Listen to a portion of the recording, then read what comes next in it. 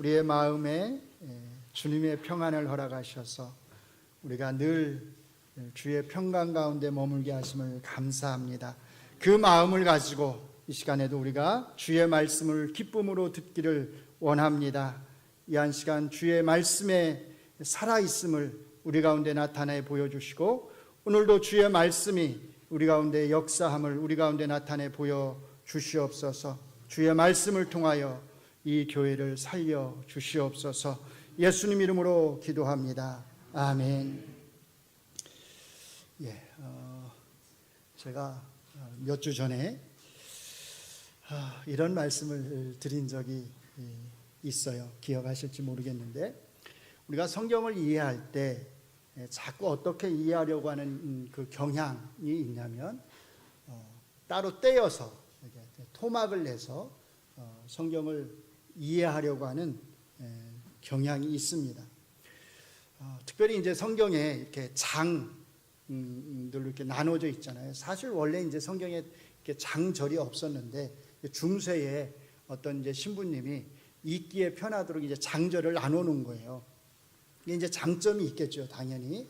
그런데 사실 또 단점도 있습니다. 가장 큰 단점이 뭐냐면, 이렇게 나눠놓다 보니까 장과 장을 연결해서 잘 보지를 못하고, 이 장과 장을 자꾸 나눠서 이해를 하고, 이야기들을 함께 연결시키지 못하고 이야기들을 따로따로 다 이해하려고 한다는 것입니다. 그래서 우리가 자꾸 의식적으로 좀 노력을 할 필요가 있어요. 성경을 읽을 때 장과 장을 연결해서 좀 보려고 하고, 이야기와 이야기들을 서로 자꾸 연결해서 보려고 하는 노력이 사실은 필요합니다. 이것의 중요성을 잘 보여주는 이야기 중에 하나가 이제 오늘 본문이에요. 아마 여러분 모두가 히스기야의 치유받은 이야기는 너무나 잘 아실 것입니다. 설교도 사실 많이 들어보셨을 거예요. 그래서 우리가 이 본문을 설교 본문으로 읽었을 때 아마 어떤 분들은 오늘 목사님이 하실 설교 말씀이 대충 어떻게 되겠구나라고 이렇게 짐작을 속으로 하신 분도 있을지 모르겠어요. 자, 그런데 사실은 우리가 잘 아는 이 히스기야 왕의 치유 이야기를 우리가 정말로 제대로 잘 이해하려면 이 이야기만 따로 이렇게 이해하면 안 되고, 아까 말씀을 드렸듯이 사실은 이제 그 앞의 내용들을 함께 여러분들이 볼 수 있어야 합니다. 바로 앞에 어떤 이야기가 나오느냐, 아수르 왕 사네립 왕이 죽었다라고 하는 말이 나옵니다. 그래서 이제 제가 사실 오늘 본문을 20장 1절부터 잡지 않고 19장 35절부터 잡은 거예요. 사실은 제가 수요일 날마다 이 열왕기서를 지금 설교를 해오고 있습니다. 1장부터 이제 해가지고 상을 넘어서 하 거의 다 끝나가고 있는데, 오랫동안 사실은 이 설교를 해왔어요. 수요일마다 아마 제 설교를 들으신 분들은 열왕기 하 18장과 19장 그 앞에 있는 상황이 어떤 상황인지를 잘 아실 겁니다. 남유다를 멸망시키기 위해서 아수르의 사네립 왕이 남유다를 공격해 왔고, 이제 마지막 하나의 성 예루살렘 성만 남아 있었어요. 그런데 아수르의 사네립 왕은 이 예루살렘 성을 결국 멸망시키지 못하고 무너뜨리지 못하고 자기 나라로 돌아가게 됩니다. 그리고 20년이 지났어요. 그가 죽었습니다. 오늘 본문의 19장 35절로 37절이 바로 이 사네립 왕의 죽음에 대해서 말을 하는 거예요. 자, 36절, 19장 36절과 37절만 우리가 다시 한번 읽겠습니다. 시작. 아수르 왕 사네립이 떠나 돌아가서 니느웨에 거주하더니, 그가 그의 신 니스록의 신전에서 경배할 때에 아드람 멜렉과 사레셀이 그를 칼로 쳐 죽이고 아라랏 땅으로 그들이 도망하매 그 아들 에살핫돈이 대신하여 왕이 되니라. 자, 남유다를 멸망시키기 위해서 공격했다가 실패하고 본국으로 돌아간 이 사네립 왕이 어떻게 되었다고요? 죽었다고 말해요. 죽었다. 그런데 어떻게 죽었어요? 암살을 당했어요. 무슨 뜻이죠? 우리말로 쉽게 표현하면 이런 거예요. 제 명에 죽지 못했다는 거예요. 자기가 살 수 있는 만큼 살지 못하고 다른 사람들처럼 자연스럽게 자연적으로 그 수명이 다해서 죽은 것이 아니라 다른 사람에 의해서, 열왕기는 이제 그렇게 표현은 안 하고 있는데 여러분들이 역대기를 보시면 이 부분을 어떻게 설명하냐면 자기 몸에서 난 자들에게, 그 자기 몸에서 난 자들이 누구예요? 자기 아들들이죠. 자기 아들들에게 죽임을 당했다라고 나와요.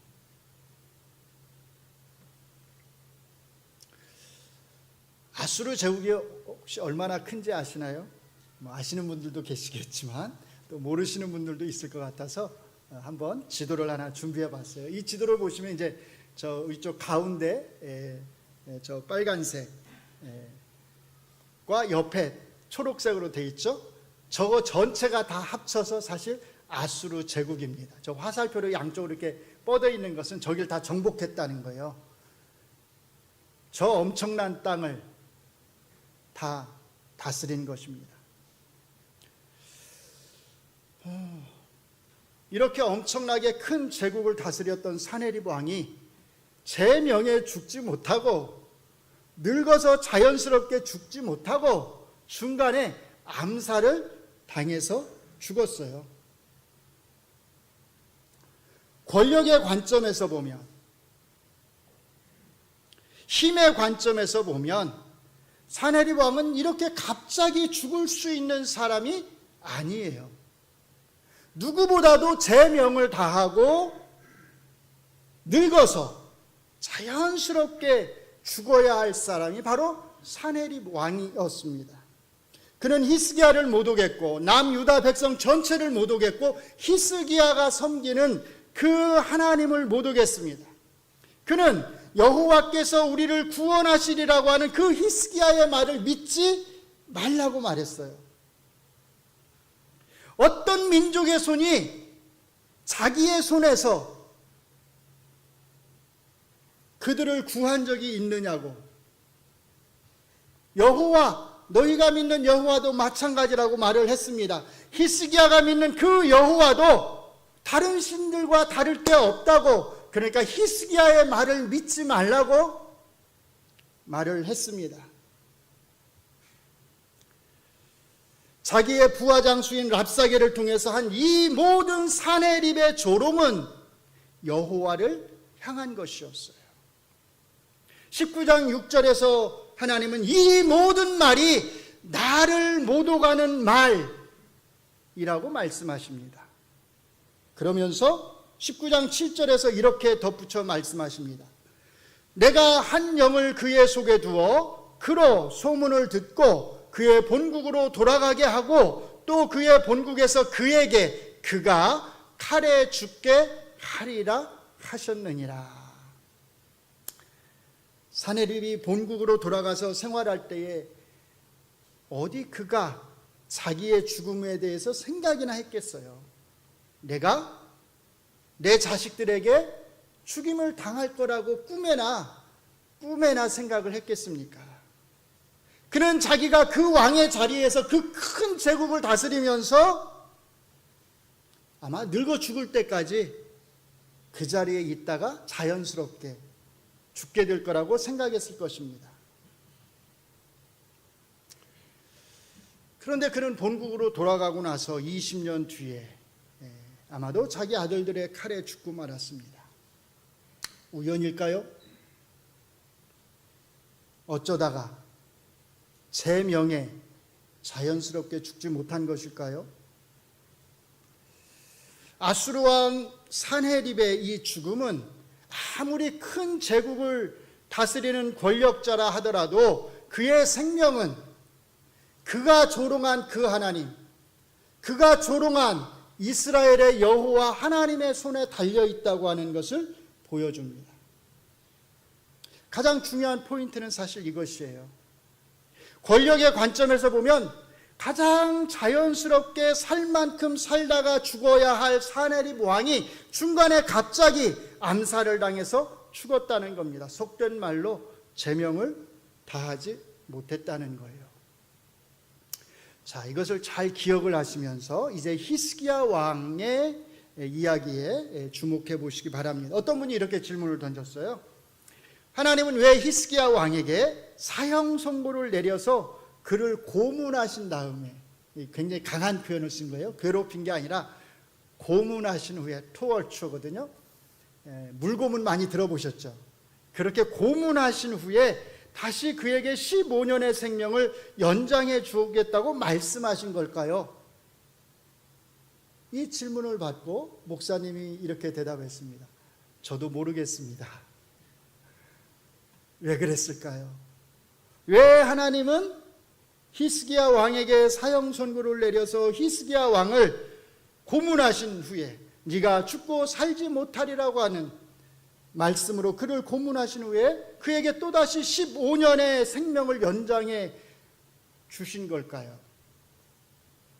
근데 사실은 우리가 이 질문이 맞는지부터 생각을 해봐야 합니다. 하나님이 이사야 선지자를 보내서 히스기야 왕에게 네가 죽고 더 이상 살지 못할 거다라고 이렇게 말씀하신 것이 정말로 히스기야 왕을 고문하기 위해서였을까요? 사실은 우리가 히스기야 왕의 이 치유 이야기를 잘 이해하려면 이 첫 단추, 이 말씀, 네가 죽고 살지 못할 거다라고 하는 이 말씀이 정확하게 어떤 의미인지를 우리가 바르게 알아야 합니다. 이 말씀은 히스기야 왕을 고문하려는 게 아니에요. 네가 죽고 살지 못할 거다. 무슨 뜻이죠? 여러분들은 이 말씀을 많이 들었죠? 많이 읽으셨죠? 이 말씀을 읽으시면서 이 말씀을 어떤 의미로 여러분들은 이해하셨나요? 이 병에서 네가 고침을 받아서 조금 더 살 수 있는데 내가 너의 생명을 거두어 가겠다라고 하는 뜻일까요? 우리는 대개 이 말씀을 이런 식으로 이해를 해요. 하나님이 히스기야의 생명을 주권적으로 지금 거두어 가시겠다라고 하는 그런 말씀으로 우리가 이 말씀을 이해를 합니다. 그래서 하나님이 히스기야 왕에게 사형 선고를 내렸다고 생각을 해요. 하나님이 이 질병을 통해서 히스기야 왕의 생명을 빼앗아 가려고 하신다고 이해를 합니다. 그런데 그렇지 않아요. 그렇게 이해하면 이 이야기가 전해주려고 하는 가장 중요한 메시지 포인트를 놓치게 됩니다. 이사야 선지자가 전해준 말, 네가 죽고 살지 못하리라고 하는 말은 사실 이런 뜻입니다. 네가 걸린 이 병으로 인해서 네가 죽는 것은, 네가 죽게 되는 것은 너에게 자연스러운 것이다. 너는 자연스러운 죽음을 죽는 것, 네가 갑자기 죽는 것도 아니고 내가 너의 생명을 뺏어가는 것도 아니고, 좀 쉽게 말하면 네가 살 만큼 살고 사실은 너는 죽는 것이다라는 거예요. 하나님이 일부러 히스기야의 생명을 빼앗아 가시는 게 아닙니다. 그는 사실 지금 더 이상 살 수 없는 상황, 살 수 없는 몸입니다. 히스기야 왕이 걸린 그 병은 치명적인 병이라는 겁니다. 오늘날로 말하면 죄송하지만 암 말기와 같은 거예요. 의사 선생님이 손을 놓은 거예요. 이건 수술할 수도 없고 이건 어떤 약을 쓸 수도 없습니다 라고 하는 그런 지금 병의 상태에 히스기야 왕이 있는 것입니다. 다른 어느 누구도 히스기야 왕이 걸린 이 병에서 살아날 수 없었다는 뜻입니다. 히스기야 왕도 한 명의 인간 사람입니다. 다른 사람들과 똑같이 한 인간으로서 히스기야 왕 역시 이 병으로 인해서 자연스럽게 죽을 수밖에 없다는 뜻이에요. 하나님이 히스기야 왕의 생명을 빼앗아 가려는 것이 아니라 지금 그가 자연스럽게 죽을 때가 되었다는 겁니다. 그러니까 이사야 선지자가 전해준 이 하나님의 말씀은 히스기야 왕에 대한 하나님의 심판을 뜻하는 것이 아니라 그냥 팩트, 사실만을 알려주시는 거예요. 미리 네가 이렇게 될 거다 라고 하는 팩트만을 미리 알려주시는 거예요. 그러면 왜 하나님은 이 팩트를 히스기야 왕에게 미리 알려주실까요? 사실은 이사야 선지자가 전해준 그 앞에 말에 그 답이 나와 있어요. 앞에서 뭐라고 말했죠? 너는 내 집을 뭐 해라? 정리해라. 너는 내 집을 정리해라.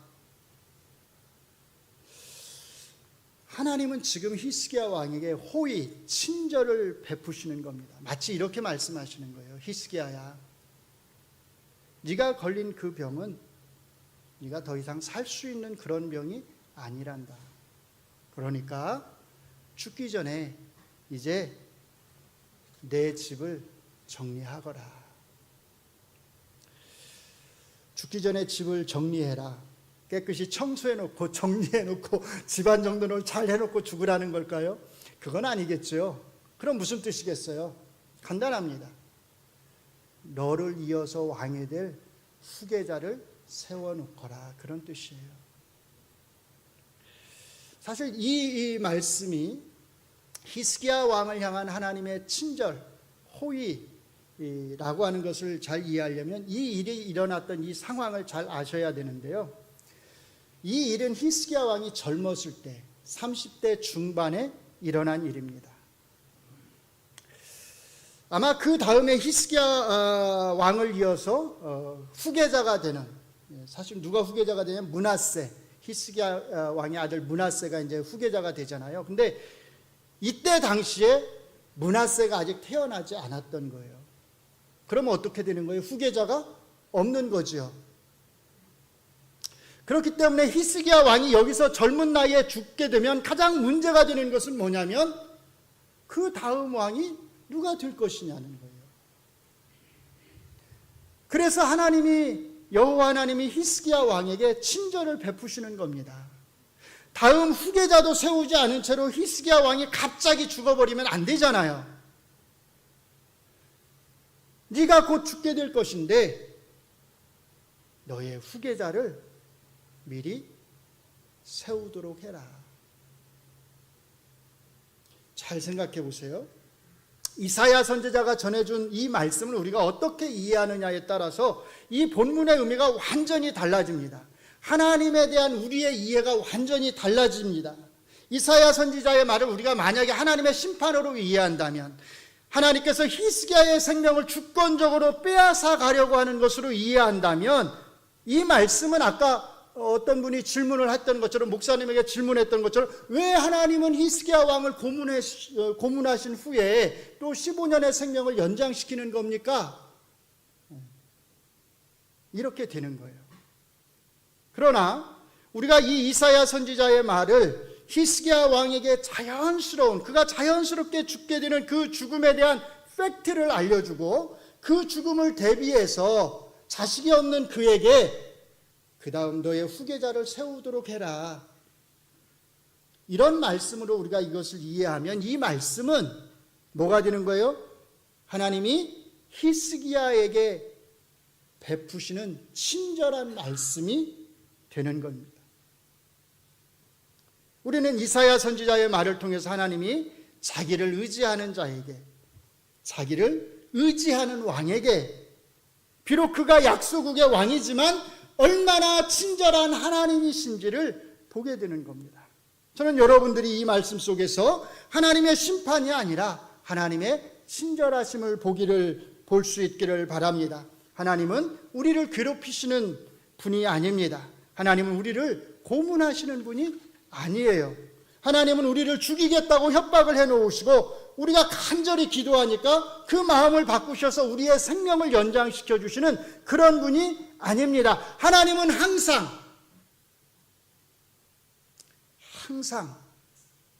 우리에게 친절하십니다.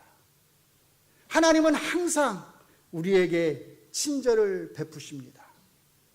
여기에 중요한 포인트가 있습니다.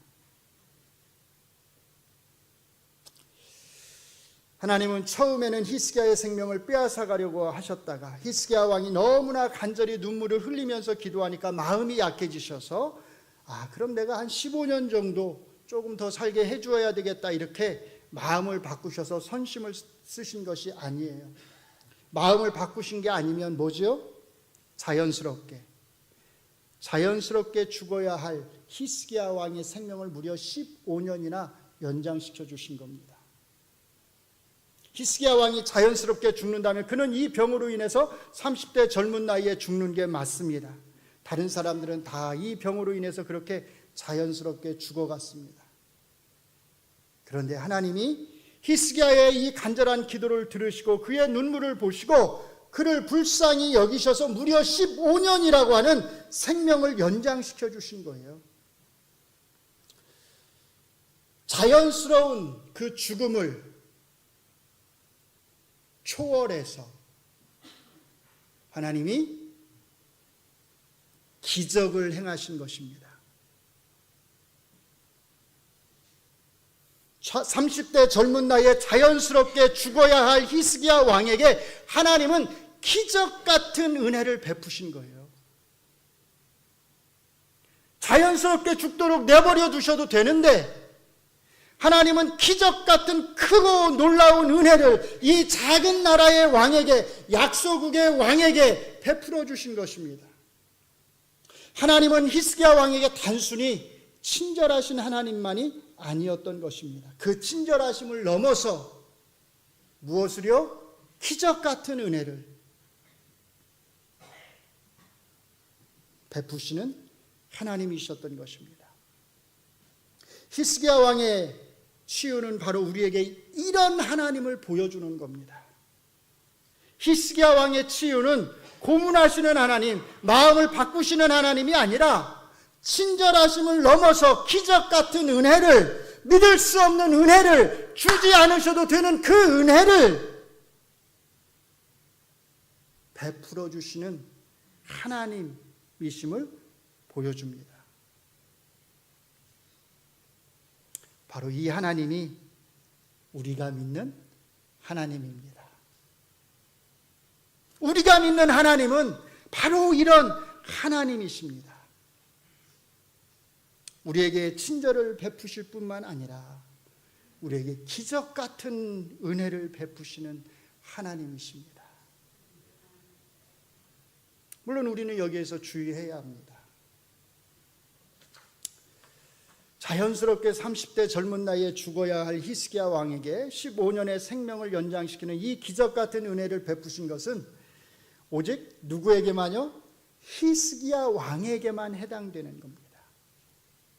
하나님이 히스기야 왕에게 이런 놀라운 은혜를 베푸셨다고 해서 우리가 모두 다 이런 은혜를 받을 수 있는 것은 아닙니다. 오늘 본문 말씀은 히스기야 왕처럼 죽을 병에 걸린 사람이 간절히 기도하면, 우리가 죽을 병에 걸렸는데 하나님 앞에 벽을 향해서 간절히 눈물로 기도하면 우리도 그렇게 고침받을 수 있다, 우리도 그렇게 생명을 연장받을 수 있다 라고 하는 것을 보여주는 게 아닙니다. 이 말씀을 그렇게 이해하시면 절대로 안 됩니다. 대단히 죄송한 말씀이지만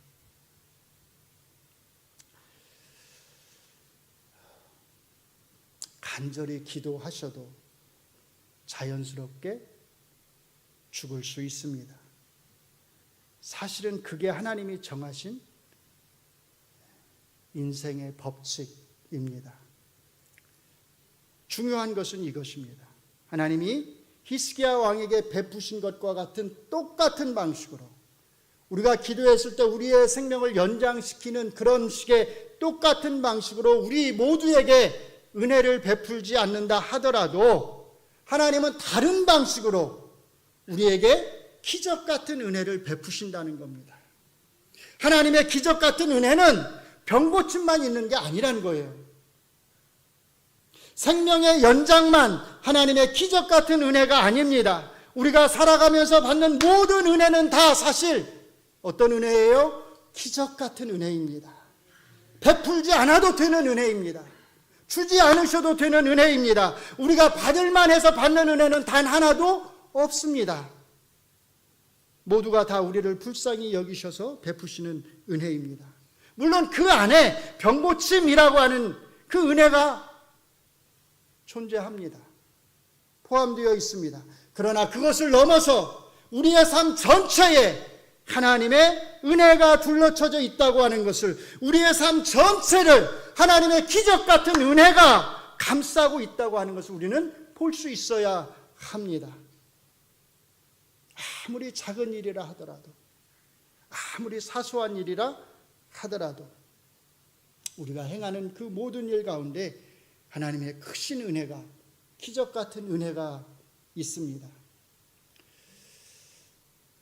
작은 일은 있어도 작은 은혜는 없습니다. 받아도 되는 은혜는 없습니다. 모두가 다 큰 은혜이고 모두가 다 받을 수 없는데 받는 은혜입니다. 히스기야 왕처럼 기도하지 말라는 뜻이 아닙니다. 저는 아프신 분들이 정말로 히스기야 왕처럼 간절한 마음으로, 절박한 마음을 가지고 하나님 앞에 기도하시기를 바랍니다. 눈물로 통곡하면서 기도하시기 바랍니다. 자식도 없이 30대 젊은 나이에 죽어야 할 것을 생각했을 때 히스기야 왕은 얼마나 간절했겠습니까? 이런 간절한 기도가 우리에게 있어야 합니다. 그러나 한 가지만 잘 기억하셨으면 좋겠습니다. 우리 모두가 간절히 기도했다고 해서 죽을 병에서 살아나는 그 기적 같은 은혜를 다 똑같이 받을 수는 없지만, 우리는 이미 우리의 삶 속에서 이런저런 여러 가지 방식으로 이 기적 같은 은혜들을 충분히 받으면서 살아가고 있다는 겁니다. 저는 우리 동작중학교의 모든 성도님들이 이렇게 고백할 수 있기를 바랍니다. 하나님, 저는 오늘 이 순간도 하나님의 기적 같은 은혜로 살아갑니다. 매 순간 저는 하나님의 기적 같은 은혜로 살아왔습니다.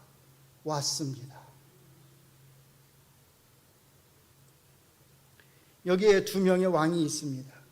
한 명은 큰 제국을 다스리는 왕입니다. 누가 보아도 그는 제명을 다하고 죽을 수 있는 사람, 살 만큼 충분히 살고 죽을 수 있는 사람입니다. 그의 옆에는 아마 오늘날로 말하면 최고의 의사들이, 당대 그 제국에서 최고로 의술이 좋은 그런 의사들이 그의 곁에 있었을 것입니다. 그가 아프면 그에게 가장 좋은 약을 해주어서 그가 살 만큼 살고 자연스럽게 죽을 수 있도록 해주는 그런 최고의 의사들이 있었을 것입니다. 그런데 그 큰 제국의 왕인 그는 놀랍게도 제명을 다하지 못하고 갑자기 죽었습니다. 그러나 여기에 또 한 명의 왕이 있습니다.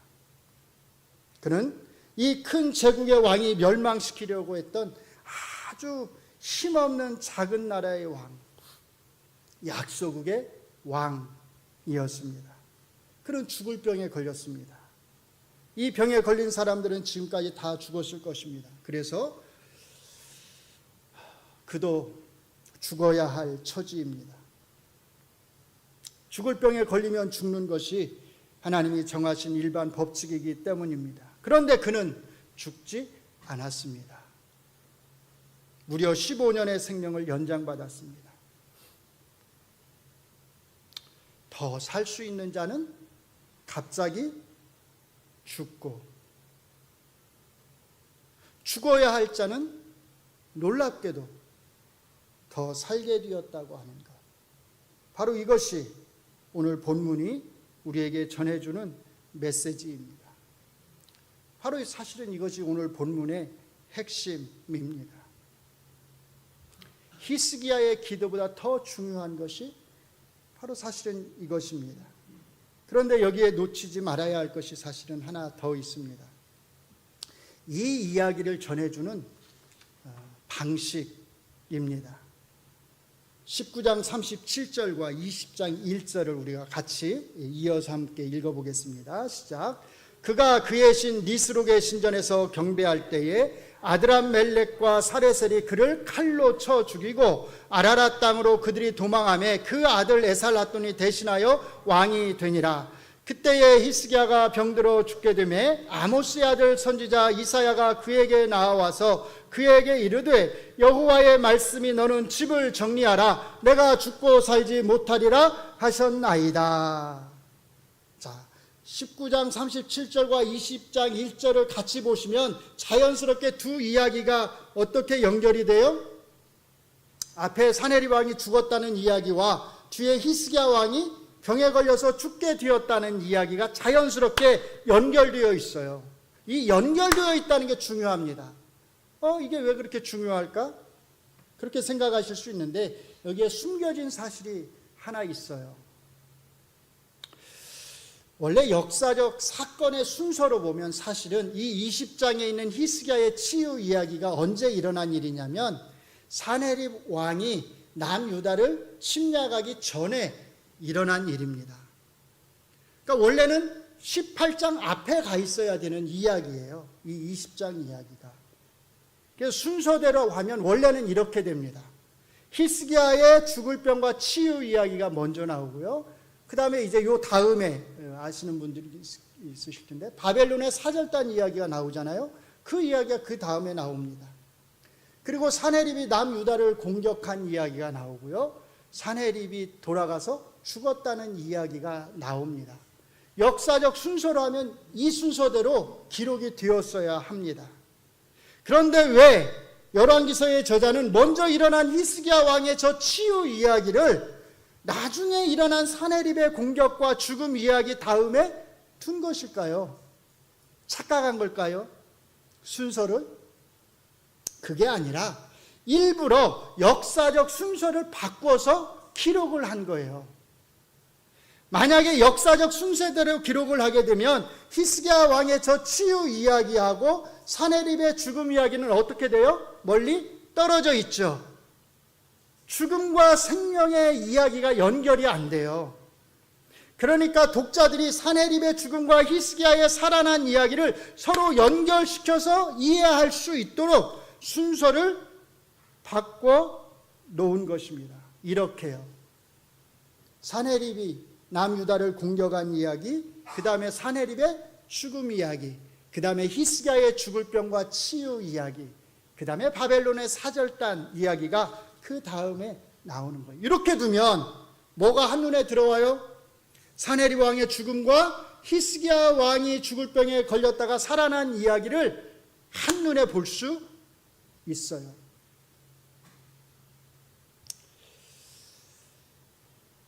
열왕기서의 저자는 이 연결을 통해서 우리에게 한 가지 중요한 메시지, 신학적 메시지, 하나님이 어떤 분이신지를, 하나님이 어떤 하나님인지에 대한 메시지를 우리에게 전해주고 싶어 하는 겁니다. 놀랍죠? 문장의 구조 안에 메시지가 있다는 겁니다. 그래서 우리가 이야기를 하나하나 토막내서 이야기보다 서로 연결해서 이해하는 게 중요하다고 말씀을 드린 거예요. 더 살 수 있는 자는 왜 갑자기 죽었을까요? 그는 하나님을 모욕했습니다. 18장과 19장은 그가 자기 부하장수와 랍사게를 통해서 한 하나님에 대한 모욕들로 가득 차 있습니다. 말 그대로 그는 하나님의 심판을 받은 거지요. 자연스럽게 죽어야 할 자는 왜 생명을 연장받았을까요? 그는 철저하게 하나님을 의지했습니다. 그는 자기 백성들에게 하나님이 우리를 구원해 주실 것이다 라고 말했습니다. 그리고 랍사게가 무엇이라고 말하든지 간에 절대로 그 말에 대꾸하지 말라, 입단속을 했습니다.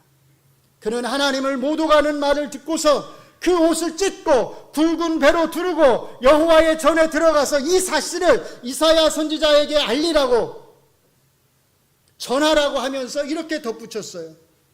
이렇게 이사야 선지자에게 말해라. 오늘은 환난과 징벌과 모욕의 날이라. 아이를 낳을 때가 되었으나 해산할 힘이 없도다. 무슨 뜻일까요? 이런 환난을 당하고 하나님의 이름이 이런 모욕을 당하는데도 내가 할 수 있는 일이 아무것도 없다는 겁니다. 이 모든 환난을 보시고 이 모든 모욕을 들으신 하나님이 갚아주시는 것 외에 약소국의 왕인 자기가 할 수 있는 일은 아무것도 없다는 뜻입니다.